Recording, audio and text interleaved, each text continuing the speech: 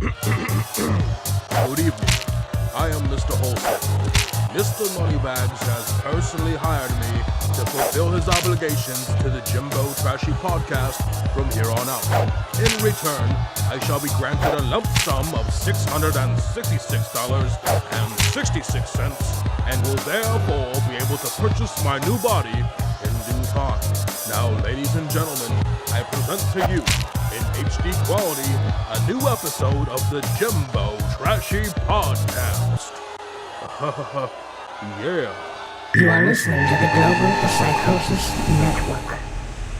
Global Psychosis Entertainment presents the Jimbo Trashy podcast.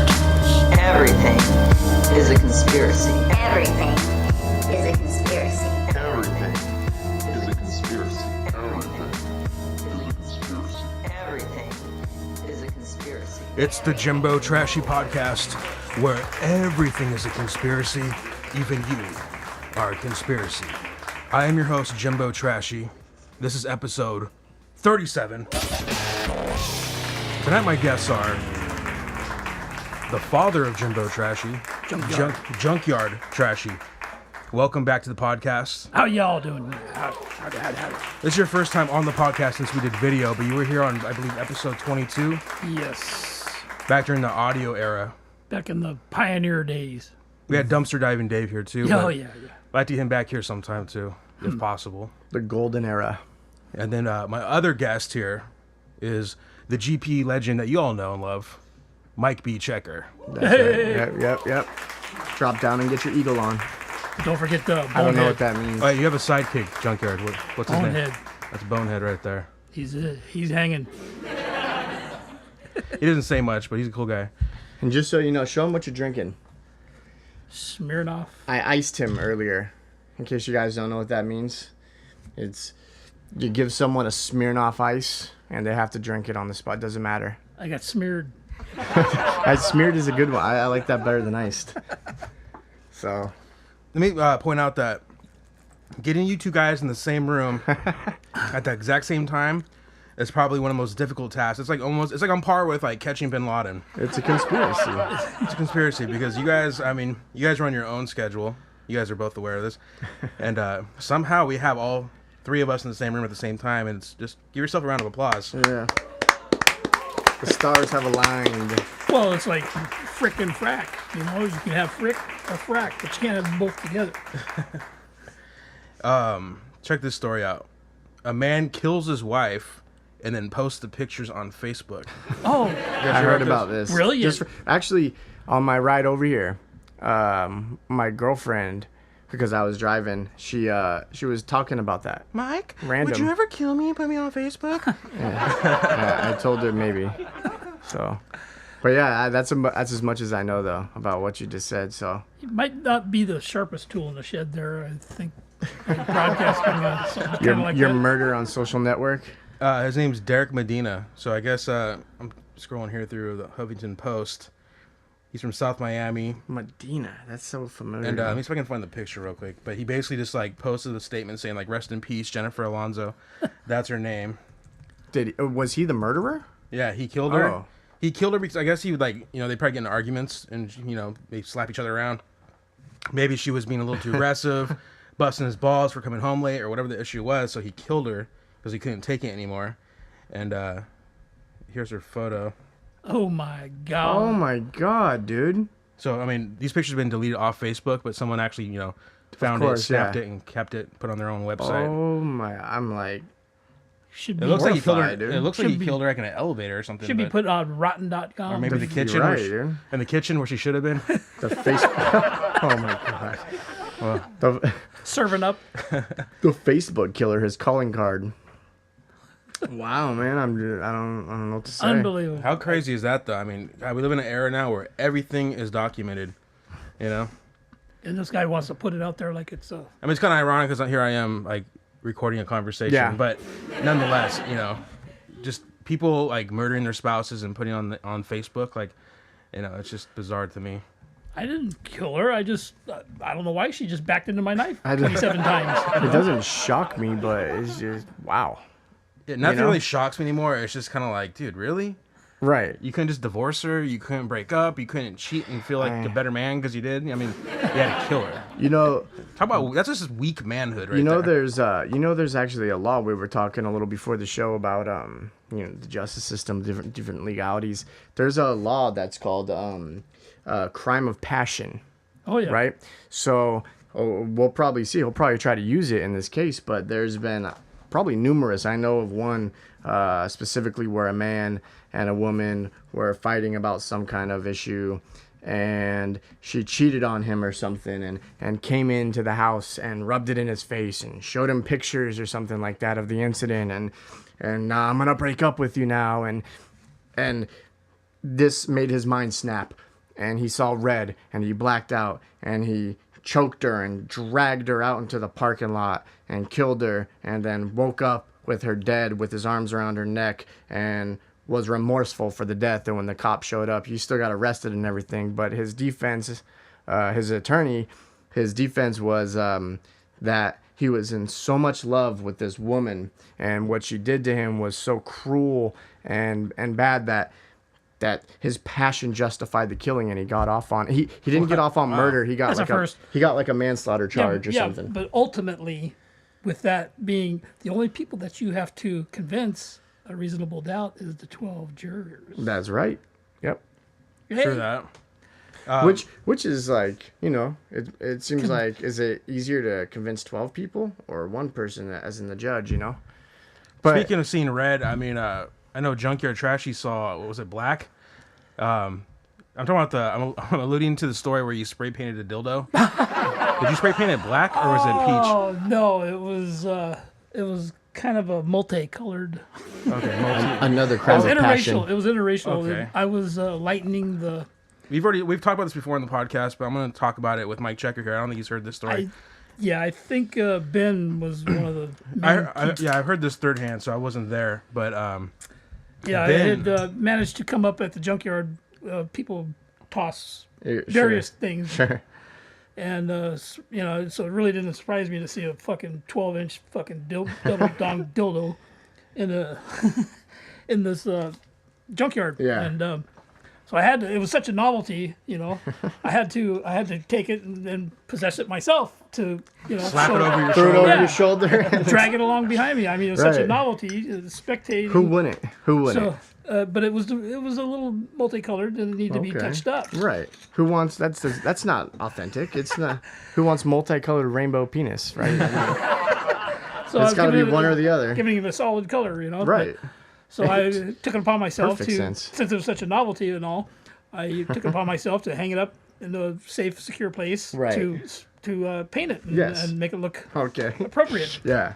And right at this moment, as I'm in the middle of doing this, one of my nephew's buddies opens the door to see if I was around, and He just sees you. he was a young teenager, being very impressionable at that Sure. age. Opens up the door and all he sees is me with a pair of goggles and face mask spraying this double dong dildo, and he's only a young teenager, Yeah. right?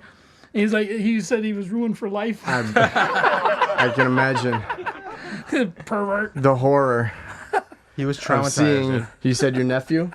Yeah, nephew's buddy. I mean, you always got a crazy uncle that does things like that. So I mean, it makes sense. But The funny about that guy, me and him, I think it really did traumatize him. Well, I mean, a lot of things traumatized that guy, I think, because I mean, he lived in his van. He had a pile of clothes. He just lay on a pile of clothes in the back of his van for his bed. nice. I remember we used to, me and him went to this is back when I was impressionable, so I'm like, oh, what are you doing? Impressionable. Or is that the right word? Yeah. No, I think Impressionable? it's a funny. Okay, so anyways, term. I was probably 18, 19. Hey, what's up, Ben? Want to drink some beer or something, And he's like, yeah, I got some things to do, though. I'm like, what are you going to go do? I got to go to work. I'm like, you got to go to work? Well, you work? Where do you work at? Yeah. Let's check out your job, Yeah. He's all right, come with me, kid. So we get in the car, or get in his van. This is where I live. This is my bedroom back here. And we end up to some third-rate fucking shitty-ass store like Ross or something. Yeah. And basically we just go in there and he would just pilfer all the shirts and then stuff them down his pants, or I don't know how he did it. But he didn't tell me he was doing this though. I just went in there cool, look at this piece of clothing and shit. Still wondering what does he work at Ross? He didn't tell me. Give me a heads up and I would have known. So he did his thing, and then he's outside already ready to go. I'm still like window shopping, and then he comes back in. He's like, James, come on, let's go. I'm like, oh, okay, well, what the hell? So then like he's like, dude, I have a bunch of fucking clothes on me. We gotta get out of here. I'm like, oh, so he's like, yeah, this is what I do. I'm like, cool. Like, right on, bro. He's changed his life since then. So I mean, he's a. Oh yeah, he's came. Did a turnaround. This is an old story, but it's just a funny situation that I. Comical. Yeah, he did the same thing though on the other side of town. He was busy. Yeah. He did Best Buy. That's a real shot. He was working overtime. He gave me a call and says, "Hey Jim, I need some help." Well, what do you need, man? He says, "Well, I need some help lifting the TV set." I go, "Okay, all right." He goes, "Yeah, it's pretty big. It's kind of heavy. I need a hand with it." Okay. Where you at? He goes, well, I'm over here by the where the Best Buy is at. Yeah, okay. He said, I'm over by there. So I get up, go over there. Hold on, Junkyard Trashy. Hold on one second. There's a spider coming in right in front of Mike. Check his face. Oh my god! It's like Spider-Man right now. I don't know if you guys can probably see that at home. Oh, that's a. All you guys. That ain't a spider. I am arachnophobic. It's a little baby, but still. I've had boogers bigger than that, man. Here we go. Murder. Oh, where'd it go? I don't know where it went. He dropped. His nuts dropped. Either way, anything can happen on the Jimbo Trashy podcast. Anyways, you like outweigh him like about 1,000 billion pounds to nothing. You can be okay. You need some oxygen. Okay. So anyway, above and beyond that, Right. So we Best Buy TV. Yeah, I go down to the local Best Buy. And I'm thinking I'm really doing justice helping a friend out by helping him load this TV into his van. Sure. And as I'm getting closer, I notice he's like, be quiet. Hey, shh. What do you mean be quiet? We're in front of Best Buy. How can you be quiet? Cars going. He goes, well, hurry up. Come over here. He goes, just hold that door open and help me lift that TV in the van. He goes, and hurry up. Well, what the fuck? He's in there boosting a TV set. Big widescreen fucking TVs. He couldn't get it into the van himself, but he somehow got it out past the thing. Wow, somehow. What a maniac! Wow. I mean, I thought that was kind of kind of slick, or sure. He pulled it off. And he did the hardest part. Like he does the hardest part. He boosts that thing out of Best Buy and then gets to his car and is shit. I made it this far, and just he's sitting there waiting for you, just counting his ducks. Apparently, he had one of the employees help him get it to the outside. It was an inside job, or did the employee just? Well, I don't think he was involved there, but so the employee just was like, "Oh yeah, you bought this TV. Here you go." He didn't realize. Wow, he's a slick. This is a slick double fast partner talker right here. Fastest. All right. But yeah, that was kind of experience. But that kind of reminds me of some other girl I knew. You didn't want to give her a ride. That was just all bad. No. She looked nice, just didn't want to give her a ride. Okay. She'd call in distress, the damsel in distress. Sure. Help! I need a ride. Can you give me a ride? Okay, where are you going? She'd say, well, I'm just going not very far, just by your house. What are you coming over to my house for? Okay, all right. Well, she goes, but we got to stop at on the way to your house. Okay, where we have to stop? No, just pull over right here. Why? Okay, I'll pull over. She jumps out of the car, runs up to his house. I thought she knew somebody or had to stop at the pit stop. She runs up there, looks around, knocks on the door, nobody answers. And she opens the mailbox, grabs the mail, and runs back to my car. I mean, that's complete winning. Wait a minute, let me get the hell out of here, Okay.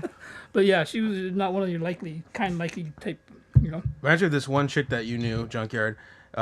She was older, probably maybe late 30s, early 40s when I was in my early 20s. She was a good-looking woman, but older, Mm-hmm. And she asked me to give her a ride to her storage unit.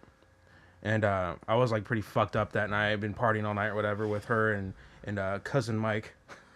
So anyways, she asked me can you give me a ride to my storage unit? It's 9 a.m. I hadn't even slept yet. And I was like, fuck, dude, okay. What do I get out of this though? And she's like, I'll think of something, So I give her a ride to her storage unit, and I'm thinking, what the fuck could I possibly ask for? She doesn't have money. I don't want to tap it.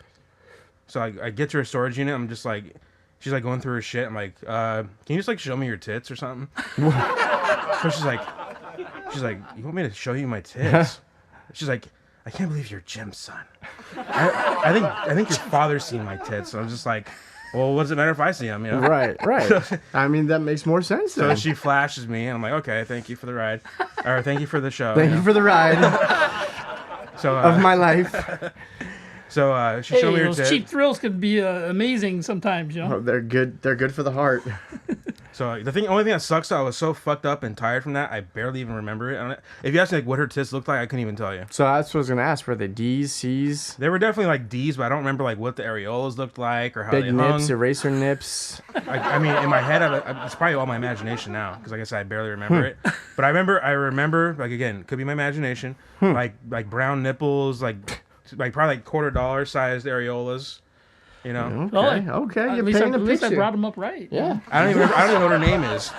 You don't remember who her name Whoever was. you are, if you ever hear this podcast, thank you.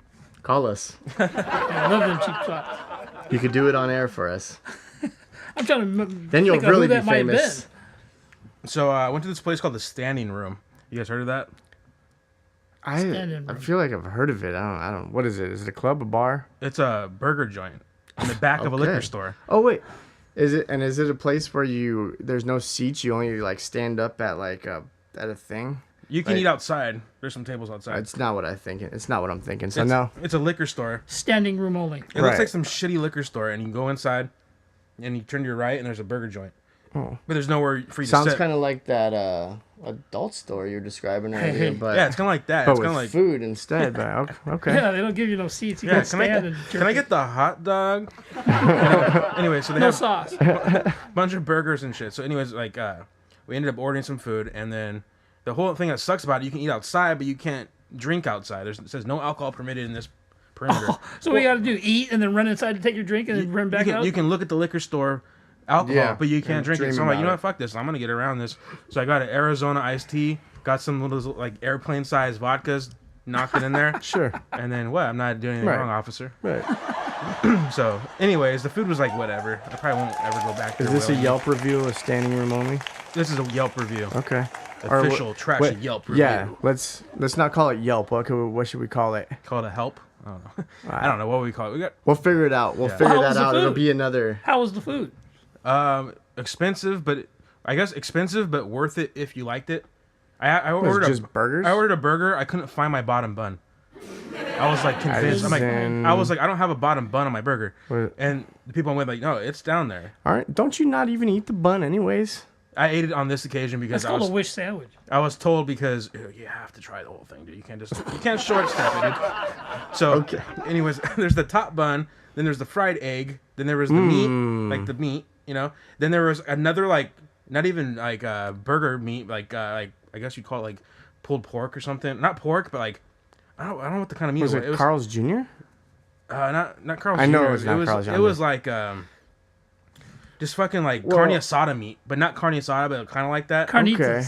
Carnita. I don't Well, know. carnitas is pork. I don't know what the fuck it was. Just a mound of fucking meat under the meat patty. Right. And then I below, get it. then I've had burgers like this. Yeah. then keep going. below that was a layer of fries, and then below that was a bunch of fucking lettuce. Okay. Okay. That sounds like that new fucking bacon on a fucking donut fucking thing. That they Oh, do. I've never had one, but I've seen them. Yeah, the bacon donuts That sounds on horrible. it's maple bar, and they put bacon on it. I've oh, seen that's that. gross, dude. Anyways, I've never had it. I'm That's not a- gonna say it's that's a gross heart until attack I waiting have to it, happen. It's a heart Anyway. attack waiting to happen. I'd give the place. I mean, it's one of those places you have to order the right thing that you want. Yeah. Otherwise, you're not gonna be happy. I wasn't Right. happy with what I ordered because I want to be able to hold my burger. I couldn't. I needed a fork to fucking Right. eat that shit. So I'd give it like a 6.5, maybe a 7. It wasn't horrible, Okay. but it wasn't that great. but okay. Elmer Dills. Huh? I said Elmer Dills. Elmer Dill? Rating food. An old guy. So how did we transfer into the food review from the murder to I the just- shoplifting? Yeah, to it's a the... dildo thing, man. What Yeah. happened? Dildos, food, I'm just murders. You never know what's Right. gonna happen here on the Okay. Jimbo Trashy Okay. podcast. Anyways, after we went to the standing room, we went to the Santa Monica Pier today, and I had a feeling that I hadn't been there ever, and I was right. Because I've driven past it, but I've never I want to go there one day. And I swear I've done that. Girl before. You should visit the Improv down there. It was cool. There was a little segregated area where they were doing like a concert, and you could buy drinks and Yeah. shit. So had a couple beers, and then I've we been walked there. around. It's cool. It was still a spot. Venice. It is what it is. Have you guys ever been there? You said Yeah, you I've have been there. I've been there with a girl before. Venice. It's a I know you've been there. You probably grew up Speaking there. of Venice, a couple of colorful people there. well, Venice, we all know what just happened with Venice. Oh yeah, the Grand Theft Auto reenactment. Jeez. Grand Theft Auto. Did you hear about that? No. The video game, what I'm referring to. Oh. You can just hit pedestrians driving down the street and shit. Oh. Well, in Venice, just like Death 4 Race days 2000. ago, 5 days ago, some guy found his car onto the boardwalk and just started plowing everybody over Death Race Boardwalk. 2000. for like 20. I got for like hit 20 by a streets car on the boardwalk. That was just He like that didn't Death drive Race very 2000 far movie. on the boardwalk. Boardwalk. Yeah, that's kind of wild, man. Yeah. I don't know if he killed 12 people or injured 12 people. I know somebody killed died. somebody. Yeah. There will be Yeah. blood. And that's, I mean, I've walked down that. He probably killed a stoner, someone who just came out of Big Daddy's or something, wasn't quite freaking reacting right, you know? He was like, dude, is that a car? Was he fucked Oh shit, it's up? a car. That's what he's telling people. He's going, there's a car on the boardwalk. Look at that. Boom! Became a hood ornament. I saw the video footage, like one angle. Yeah, And you see, I saw 2 angles. There's one person. It looks like they're ice skating on the dock or whatever, because he just fucking Right. slides across. Was he fucked up or alcohol or? I think he's just a maniac. Yeah, I think he got away and he went and turned himself in later. So I don't know if he was. I don't think he was drunk. Guilt ridden. He was just an idiot. Yeah. More support for the CIA mind control conspiracy. Because what caused these people to say, I'm gonna fucking do this shit tonight? Like, why would you do that? Why would you do that? Mind control. Because your lotto ticket didn't win? Like, what was the fucking spark? I know a lot of people watching are from the Joe Rogan forum. Have you been watching the new Joe Rogan show? Joe Rogan questions everything. Yeah. I haven't. I don't watch TV really, so I haven't seen it. I've been watching it. I've heard nothing but. Well, I won't say nothing but like 70% negative, 30% positive. What's negative? What's going on? Like what? That he like already has his opinion formed and it's cut really cheesy. Where he's just like, "Are you trying to tell me It's cheesy?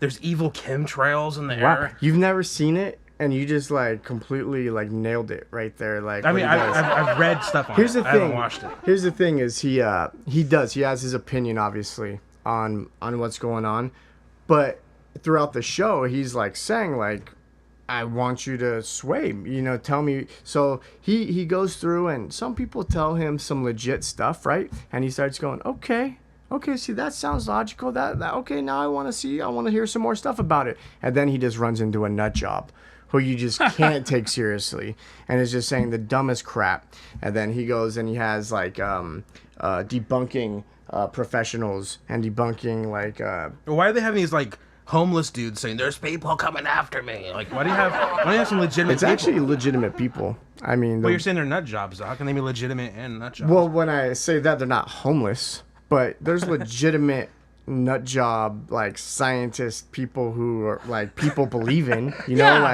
what I mean, like the mad scientist, right? Well, the Mad Hatter. Just to put it like this, there's this guy. It's a documentary. Okay, this nerdy dude, and he made 2 documentaries on the chemtrail thing. Okay, and he millions of people follow him and do whatever, so they like believe in him. But in these videos, he like says these like outlandish, far out things. Which okay, if they're doing that, that's crazy, right? And it's like sounds right unless you do research to figure out that there's people debunking what this guy's saying, right? So like if you just watch the documentaries, you're going, wow, America is fucking poisoning us, and you look further into it, which is what Joe Rogan did, and he has these guys basically making other people look stupid, and he came right out and is telling them, and like, so that's kind of what I mean. But then he'll go and he'll get people who believe in the chemtrails that aren't nut jobs and like have legitimate like stuff, and that's why I'm saying he goes, okay, this guy kind of made me feel better about continuing on doing this. For the record, I believe in chemtrails. And I think I don't they're know gonna if I poison believe in you. him. I don't know if I believe in him. We're back on the Jimbo Trashy podcast. Everything is a conspiracy. Everything is a conspiracy. Everything is a conspiracy. Everything is a conspiracy. Everything is a conspiracy. You are listening to the Global Psychosis Network.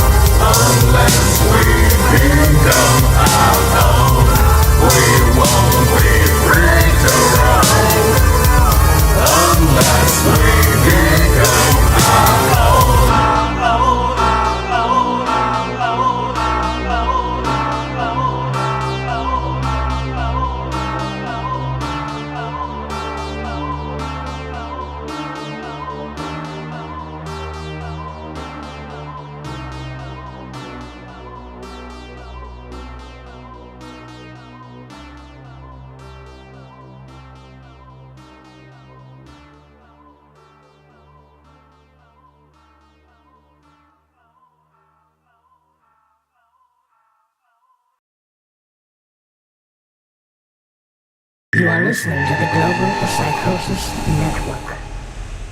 Hi, I'm Kitten Tits, and you're watching the Global Psychosis Network. You are listening to the Global Psychosis Network.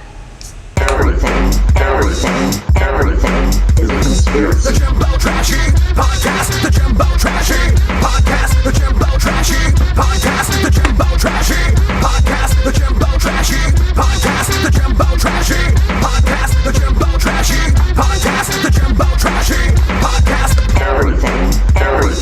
Everything is a conspiracy. The Jimbo Trashy Podcast. The Jimbo Trashy Podcast. The Jimbo Trashy Podcast. The Jimbo Trashy Podcast. The Jimbo Trashy Podcast. The Jimbo Trashy Podcast. The Jimbo Trashy Podcast. The Jimbo Trashy Podcast. Welcome back to the Jimbo Trashy Podcast, where everything is a conspiracy, even you are a conspiracy. So, now that we got that out of the way, Yes. very important discussion we had to deal with. Yeah. Made his eyeballs roll out of his head, huh? Let's get another cameo shot of, what's his name, Bonehead? Bonehead.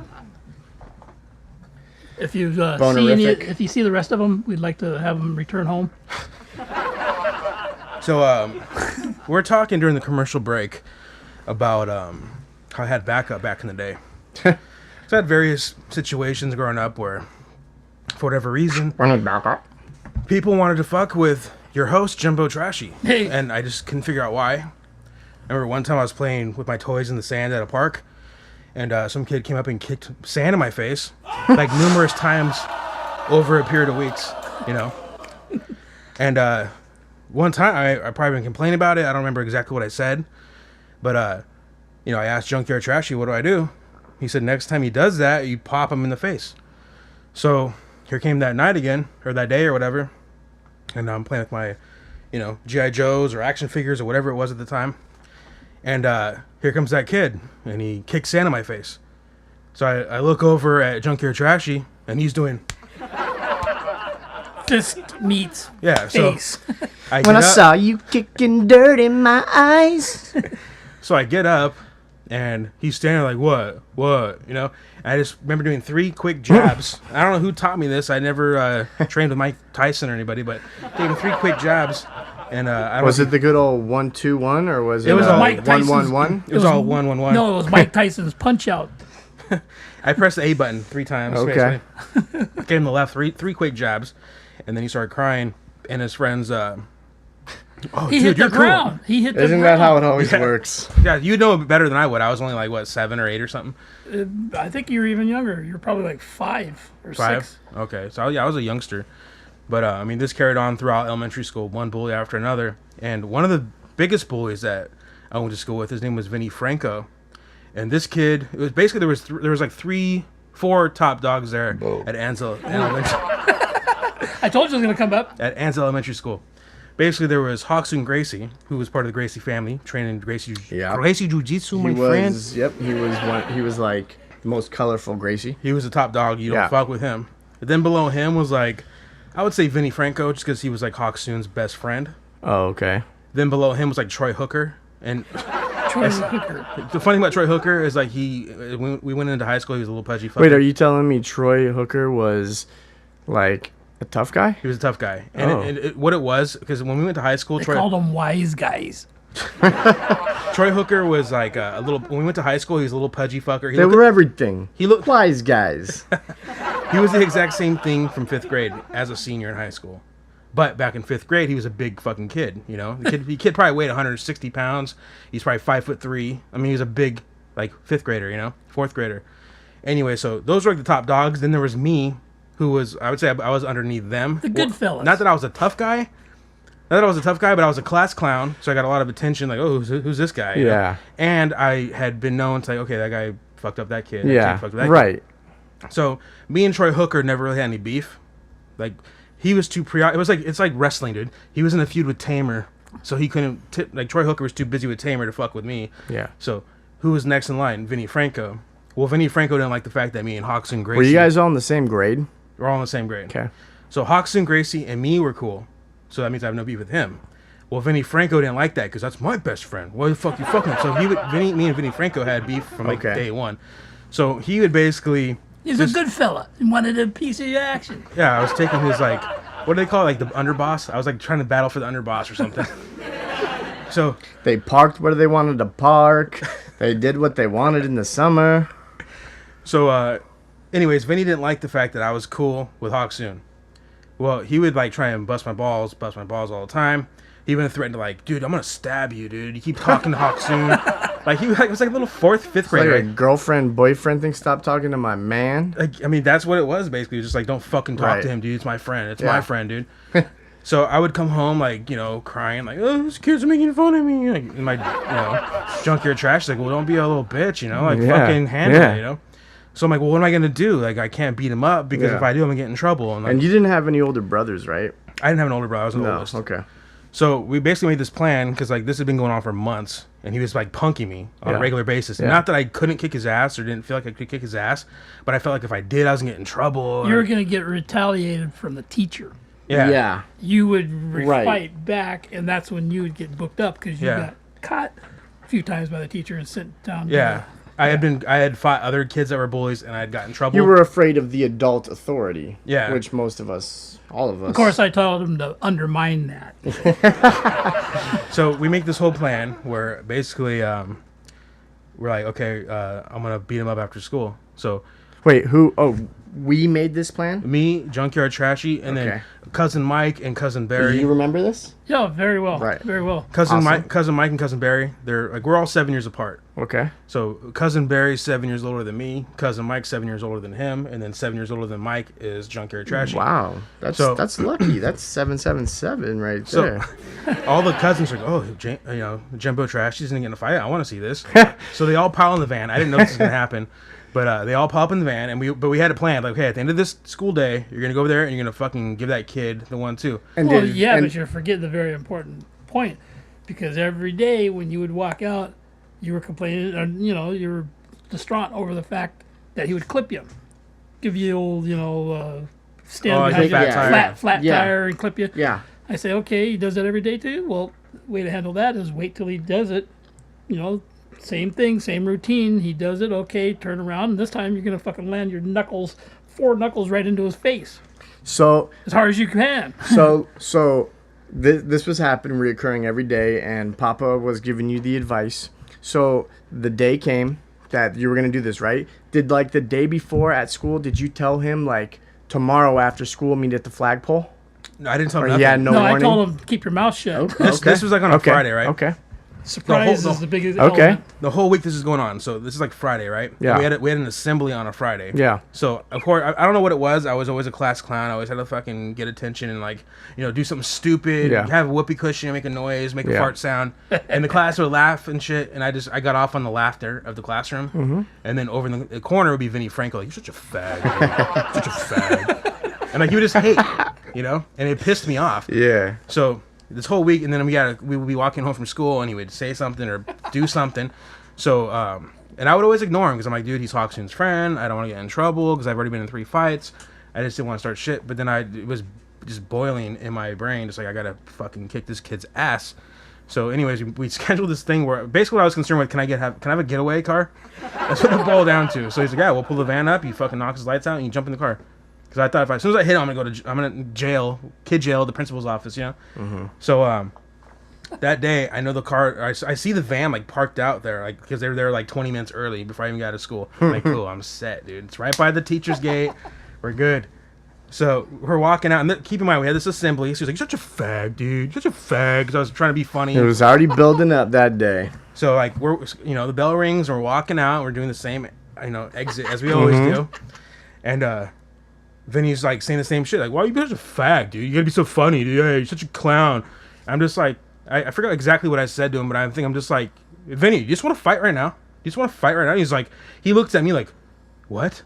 What did you say to me? You want to fight me, Vinny Franco, the biggest bully of all time? Like, that's what, besides Hawksoon, like that's what he was looking at me like.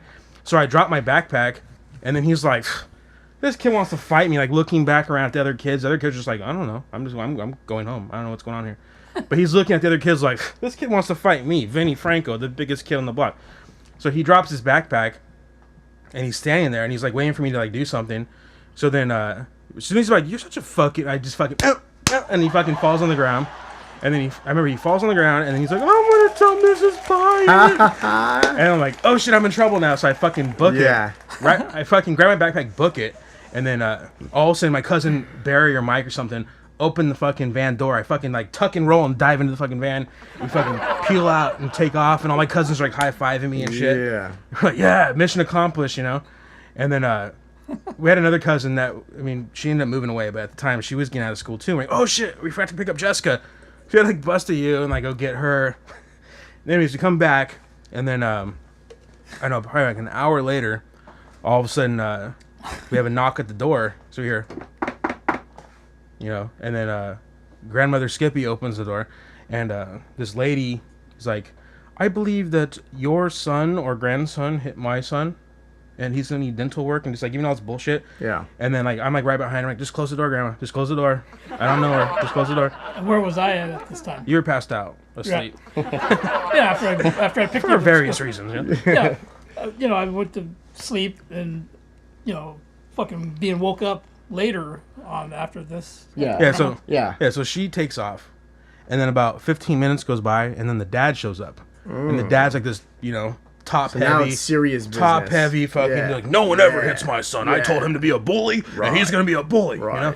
So he shows up, and he's like screaming and yelling at my grandma now, like, I don't care who you think you are. Where the hell is he? Because my grandma's like, I don't know what's going on, because she didn't know what's going on. But he's like, I know you know what's going on. They're making a big deal about it. Then he sees me behind her, like, see, there he is right there. See, he hit my son. We're gonna sue him. Blah, blah, blah. So then, like, I go in the bedroom, and I wake up my dad, like, hey, like, you know, wake up. That guy's out there. He's screaming and yelling. So he comes out there. I don't know, what was the ordeal? I don't remember this part exactly. Well, first off, after he, you know, I was tired. I picked you up from school, came home, and I had to go to work.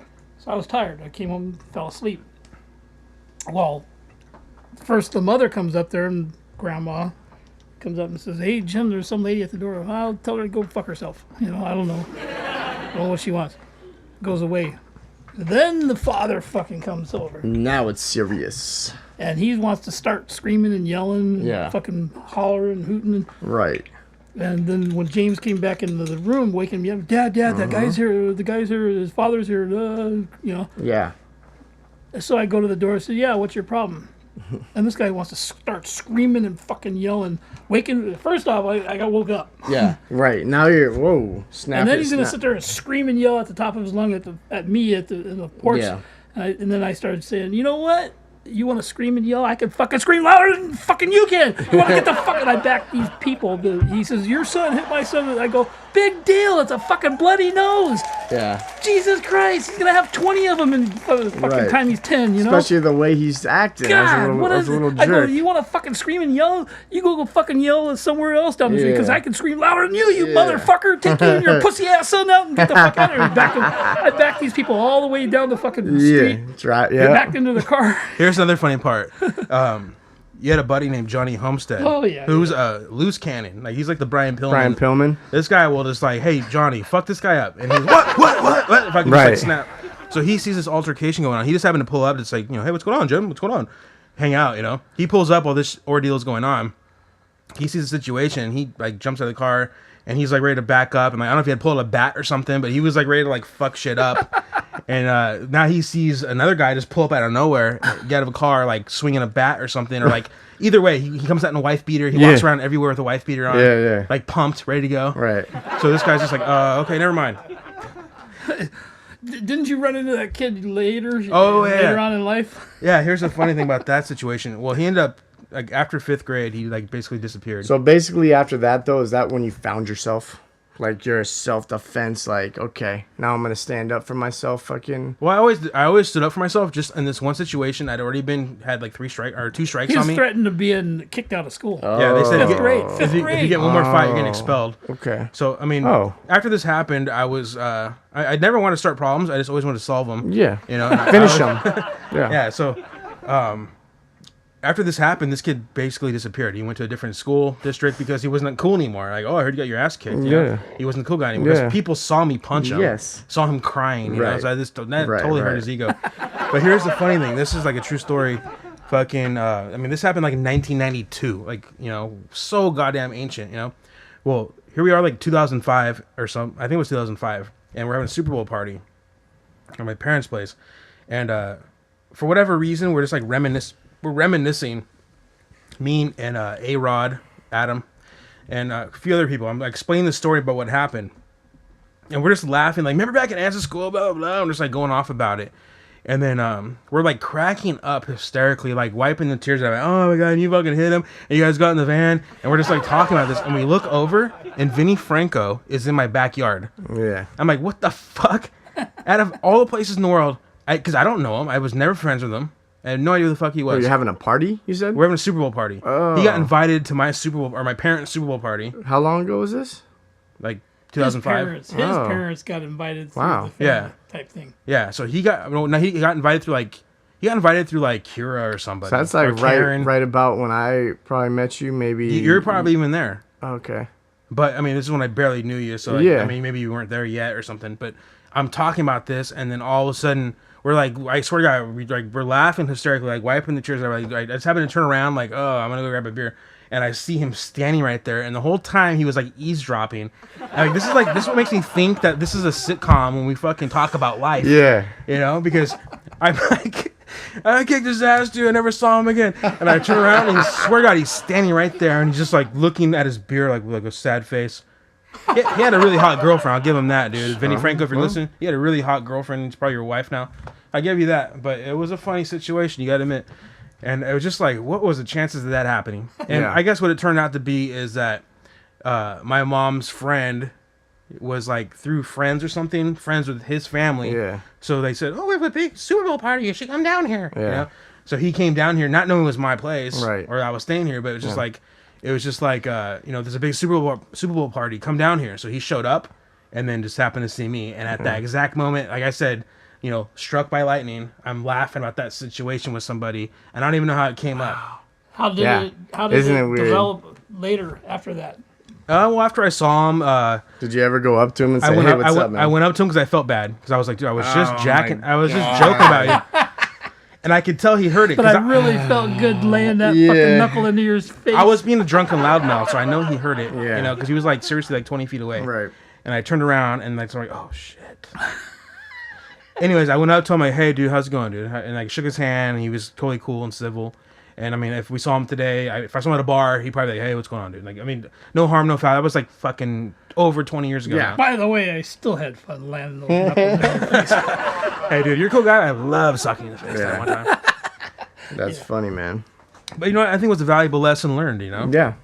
He knows not to be an asshole. And he, like I said, he was really, like, this kid used to be a big fucking loudmouth. Like his dad is, or was. Yeah. And this kid was, like, the most, like, when I saw him in 2005, the most respectful, like, yeah, dude. Like, And I'm sure, too, you said, like, Haksum, I'm sure, was the toughest kid and 3 grades below and 3 grades ahead of him, you know, and that was his best buddy, you know. He probably freaking thought, even if he couldn't take someone, Haksum would handle him for him, you know? Yeah.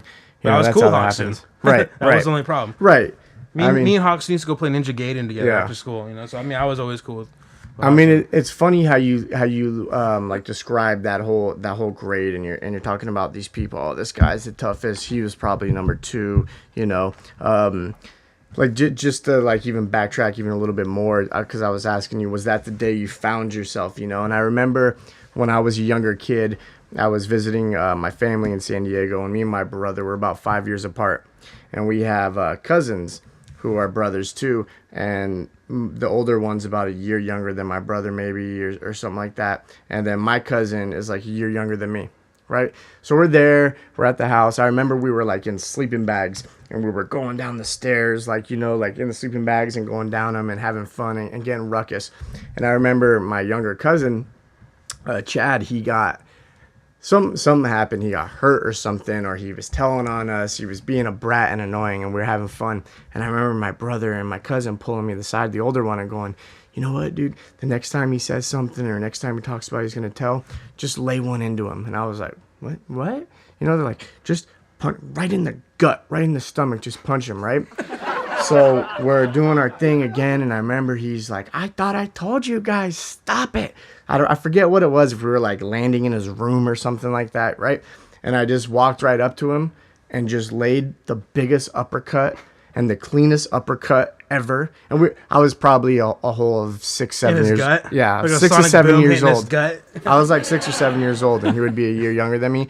And I remember though, just the clean feeling of like not even feeling it, and it just landing so hard, and him just tumbling over and crawling over, and the air getting knocked out of him. And when he started breathing again, the scream that came out of his mouth, you know, and kind of being like you, like where I was like, oh no, I'm in trouble now, you know. And they're just my brother and cousins are just I'm sorry. Yeah, that's exactly how it was. In like trying to like, oh, I hurt my I think you broke my hand. I think you broke my hand, you know.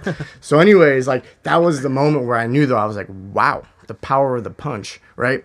So anyways though, like how you're describing the grade system, you're like everyone's in the same grade, this guy's tough, this guy's blah blah blah, and it's kind of how it developed. Like, you know, me and Radican and Dustin and Big Red and Box Nick and you know, that whole crew. I don't, you know, Dustin Ba. You know, he was on the Cardinals. Dan. Yeah. Oh yes, Dan's kid. And Jeff Soley. I don't know if you know Jeff. I never interacted with him. But like what we were was like this group of kids who from 1st grade to 5th grade in Towers, you know, we're finding ourselves. I don't know. Dustin's mom was a pretty fine motherfucker. Dustin, I love you, and he knows this. Dustin's mom is out there. And that's what I liked about her. All I could say to everyone who knows is Dustin, which would be the calling when we were all at his house when we knew we had to leave. When we heard that. It wasn't quite that goat's milk. She was younger. She would obviously be younger back in the days you're talking about of West Torrance Little League. Good old days, right? Yeah. But you know, like what it was our sports. Jan. Our sports ability. Jan, even at years old, Jan was Jan's who? Whose mom is that? The Schott family. Shot. It sounds familiar. Garrett and Tim. Oh, okay. Garrett and Tim Schott. I think I might know him.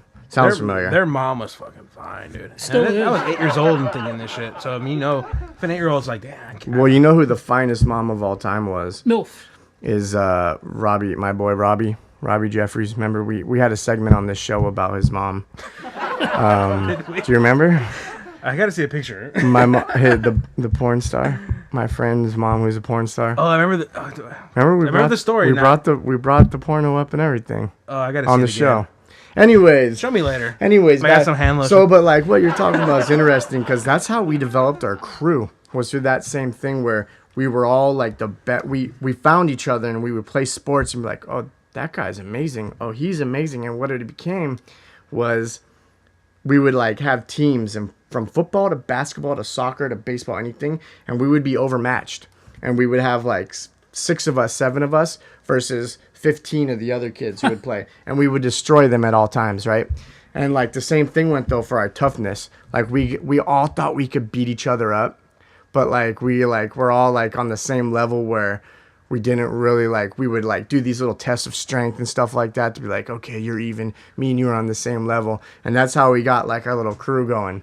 And that's how like the group of friends that we know, like that's how it started. And we grew, you know, more people added on in middle school and high school, but that's kind of like what you just said. That's what that reminded me of. And I know we're getting a little shorter on time, so that's why I'm kind of going to end it, but you know. Dustin's father too, he thought I was out there. Yeah. And all I was doing was having fun with the kids, you know. Dan's a cool guy, man. He's cool. Yeah, he is. But my antics of enjoying having a good time with the kids, you know, they're little kids, you know. Sure. But see, Dan, my antics about that, and the methods I used was kind of outlandish for him. Yeah. A little more risque, I guess. Yeah.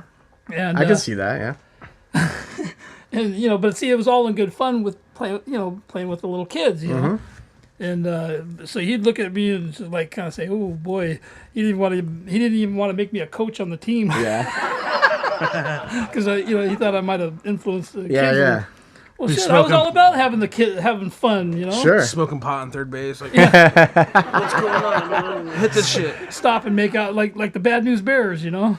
All right, guys. I want to thank you for being on the podcast. Hey, thank you, Junkyard. I want to been too long. We'll get you sometime soon, hopefully again. I want to throw out too, be like a quick shout out to my boy Box, my boy Nick. You know, we're there for you. We're gonna do whatever we can, man. Love you. Been fun. Free box. We'll see you next time on the Jimbo Trashy Podcast. We're out. It is a conspiracy. Everything is a conspiracy. Everything is a conspiracy. Everything is a conspiracy. Everything is a conspiracy.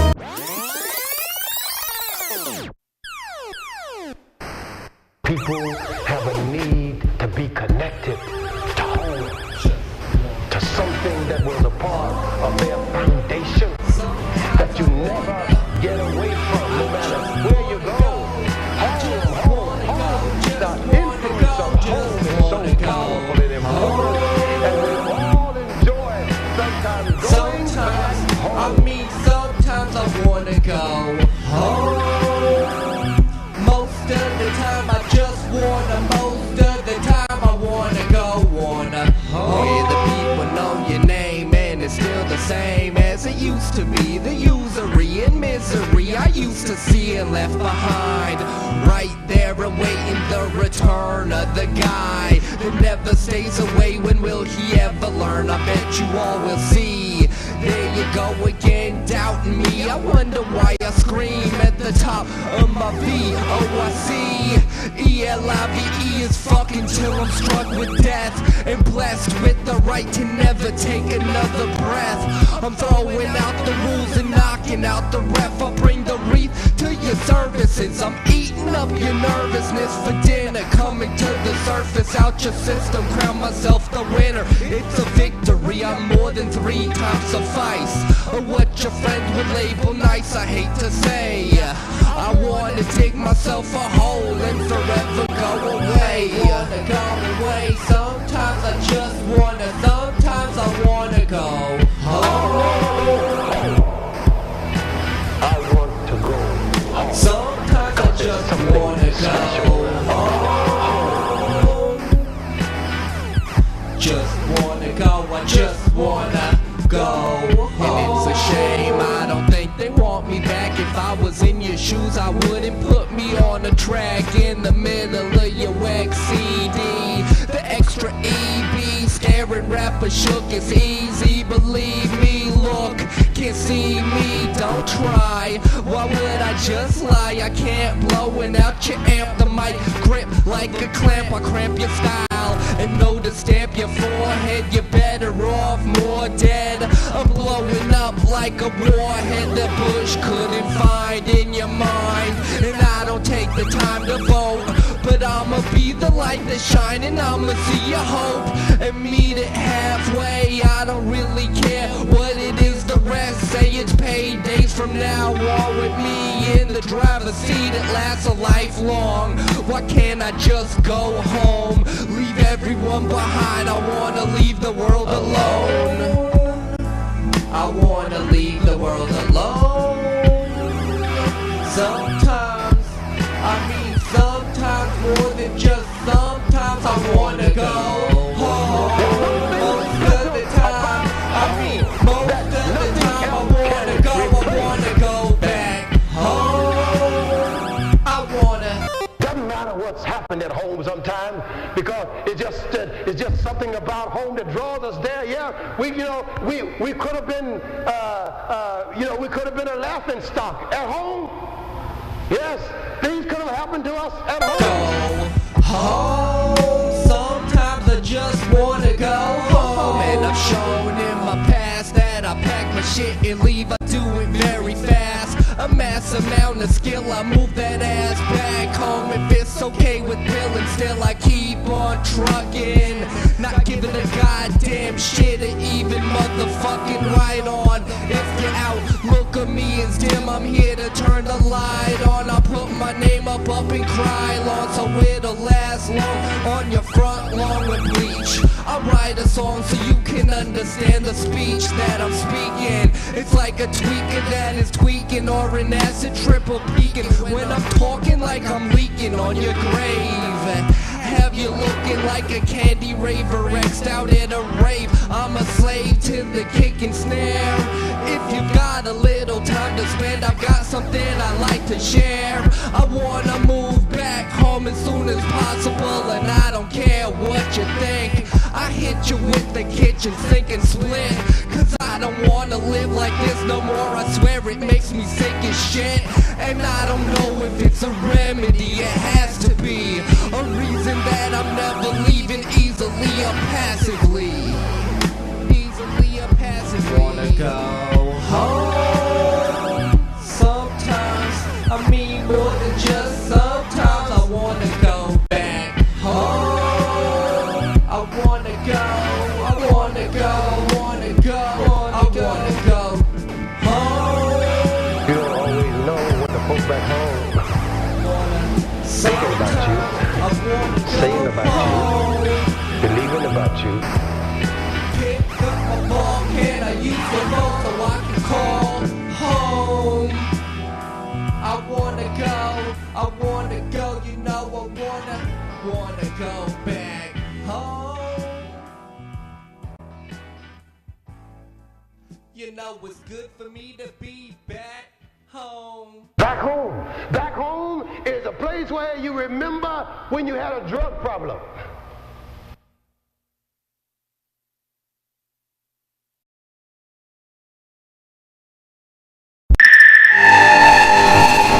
Check out the latest sounds from the occult experimental rock project Elvis on Acid with their second album release, Prehistoric Psychonaut. With historic obligations, we've come so far.